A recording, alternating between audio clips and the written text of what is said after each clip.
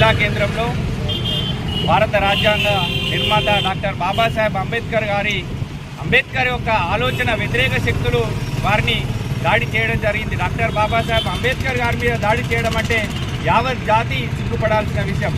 మరి రాష్ట్ర వ్యాప్తంగా దేశవ్యాప్తంగా అంబేద్కర్ గారి వ్యతిరేక శక్తులు ఈ విధంగా దాడి చేస్తుంటే గౌరవ ఎస్పీ గారికి, జిల్లా కలెక్టర్ గారికి మేము విజ్ఞప్తి చేస్తున్నాం. 2 రోజుల్లో డాక్టర్ బాబాసాహెబ్ అంబేద్కర్ గారు రచించినటువంటి రాజ్యాంగ దినోత్సవం ఉన్నది. ఆ లోపు నిందితులను కఠినంగా శిక్షించకుంటే వేలాది మందిగా ఆ రోజు డాక్టర్ బాబాసాహెబ్ అంబేద్కర్ గారి విగ్రహం ముందు వేలాది మందితో ధర్నా చేస్తామని తెలుపుతున్నాం. ఎవరైతే ఈ దాడికి పాల్పడ్డారో వారి యొక్క దుండలపై దేశ ద్రోహం కేసు పెట్టాలని ఈరోజు మేము ఎంఆర్పిఎస్ దళిత సంఘాల పక్షాన డిమాండ్ చేస్తున్నాం.